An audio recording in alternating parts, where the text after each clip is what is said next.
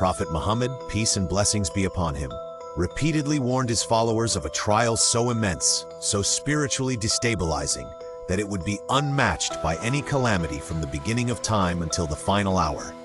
He said, "There has been no tribulation, from the time of Adam's creation until the advent of the hour, greater than that of the Dajjal." This was not an offhand remark. It was a foundational warning, a repeated one. And yet today, when deception has become the global norm, when falsehood parades as truth and lies are dressed in the garments of virtue, this figure foretold by every prophet is either dismissed, ridiculed, or misunderstood entirely. Many assume the Dajjal is some faraway mythological entity, something reserved for apocalyptic fantasies. Others mock the very idea, relegating it to folklore. But why is that? Why is the greatest fitna in human history so ignored, so trivialized, so forgotten? The answer is unsettling.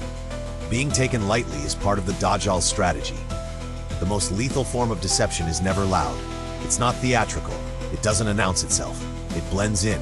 It adapts. It feels normal. The Prophet, peace be upon him, did not describe a monster in a cave. He described a fitna so layered, so emotionally manipulative, that it could trick even those with strong faith. One hadith mentions the Dajjal confronting a Bedouin, saying, "What if I bring your father and mother back to life? Will you believe that I am your Lord?" The man says yes, and two devils appear in the exact form of his parents, urging him to follow the Dajjal. Now pause, reflect. This is not simply about magic, it's a warning about illusion so powerful that it overrides rational thought and spiritual instinct. Look at today's world. We have AI-generated video recreations, deepfakes, hyper-realistic simulations, synthetic voices indistinguishable from the real. The manipulation of memories and emotions is no longer science fiction. It is science fact. This is not magic. This is manufactured reality. The Dajjal's deception has entered a new phase. His greatest victory is not when people fear him. It's when people stop believing he matters at all, when he becomes a punchline, a meme, a story for children. He thrives in a world where distraction is worshipped, ignorance is encouraged, and doubt is branded as intelligence. One of the core misunderstandings is about his form. Many expect a literal monster, a one-eyed beast with supernatural powers walking through deserts. But the descriptions of the Prophet, peace be upon him, carry deep symbols. The one eye is not merely physical, it symbolizes one-dimensional thinking. A society that can only see what is material while being blind to the spiritual. A world obsessed with surface but devoid of substance. The word kafir, written on his forehead, seen only by believers, indicates that those with true faith will see through the illusion. But for the rest, the deception will feel like salvation. His ability to control rain and agriculture, could that be code for controlling global resources, economies, water supplies, and weather patterns? His so-called power to revive the dead, could that be digital necromancy, AI recreations of the dead, virtual afterlives, or holographic projections? We must stop interpreting prophecy through ancient imagery alone and start seeing how it translates in a digital age. The world today is already witnessing miracles, technological, economic, psychological, and yet humanity is more lost than ever. Great scholars like Imam al-Ghazali and Ibn Arabi hinted that the Dajjal is not just a man. He is a system, a civilization, a worldview, a comprehensive inversion of truth, where justice is rebranded as extremism, and falsehood is cloaked in the language of progress. If you're waiting for a horned monster, you'll never see the subtle serpent in your home, in your phone, on your screen. That's why many people take the Dajjal lightly, because they assume he hasn't come. But his system is here. It surrounds us, economically, socially, ideologically, and technologically. He just hasn't emerged in bodily form. Modernity has stolen our spiritual compass. It teaches us to worship the moment, to trust only what can be measured, and to dismiss anything beyond materialism. We now live in a culture where believing in prophecy is backward, where belief in the unseen is considered naive, and where preparing for akhirah is treated as social dysfunction. Yet the same people who laugh at Islamic eschatology will passionately believe in UFOs, aliens, simulation theory, and multiverse dimensions. This is not about rationality, it's about selective belief. The modern mind is not allergic to the unseen, it's just allergic to revelation. And And so the idea of the Dajjal feels outdated, like folklore. But that's how deception works. It numbs you. The more you ignore it, the more vulnerable you become. The genius of the Dajjal is in turning vigilance into paranoia and heedlessness into wisdom. His system doesn't scream, it whispers. And those whispers have already filled our schools, our media, our ideologies, and even our religious spaces. One of the most powerful weapons of this age is entertainment. Media is not neutral. Movies, games, music, they're not just distractions. They are mechanisms of programming, of moral desensitization. Post-apocalyptic films make the end of the world entertaining. Dystopian shows like Black Mirror normalize spiritual decay, surveillance, and digital control. Superhero franchises glorify beings with godlike powers, priming the world to accept a messiah who performs miracles. Virtual reality and immersive gaming blur the lines between reality and fiction. Slowly, inch by inch, the human mind is being prepped, trained to love illusion and obey power. And it is happening silently. While the Dajjalic system spreads like wildfire, the institutions that should be warning us remain silent.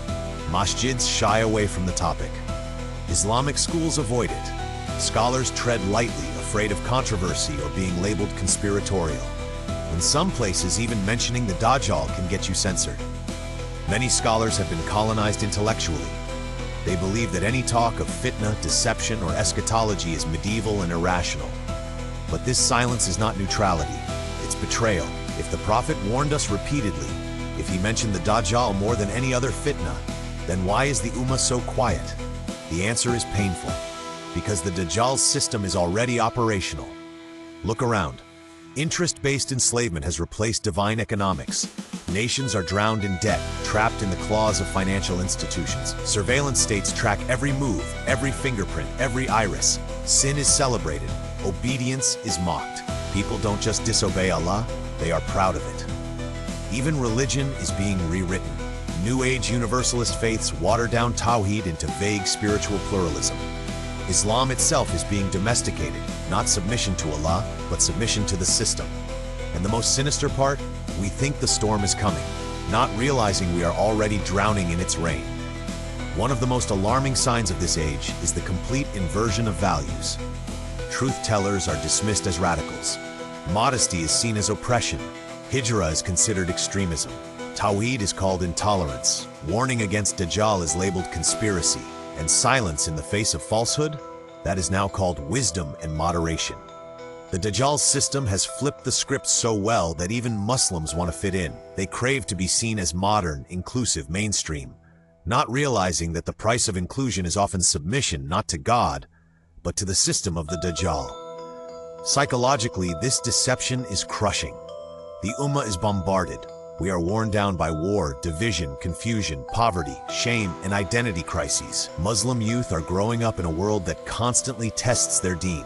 It's no wonder that many have fallen into what can only be called hope fatigue. They're spiritually tired, and in that exhaustion, when someone says, "Beware the Dajjal," the heart quietly says, "Not now. I can't deal with that." And just like that, they fall back asleep, back into the dream, the deception, the trance. This right here is the devil's final strategy. Shaitan doesn't need to shock you. He just needs to distract you. He'll make the abnormal feel normal, the haram feel halal. He'll repeat the lie until it feels like truth.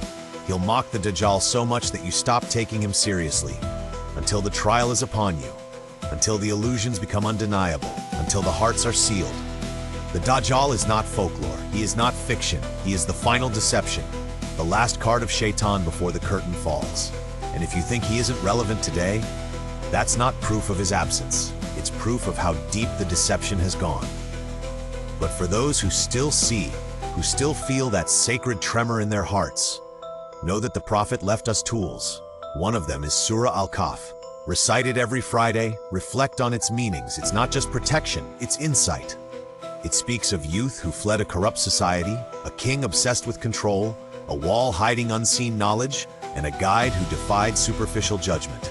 It's a blueprint for survival in the Dajjalic age, because the time is coming when illusion will become reality, when truth will feel like insanity, and only those who anchored themselves in the book, in prophetic warnings, in sincere dua and remembrance, will survive the storm.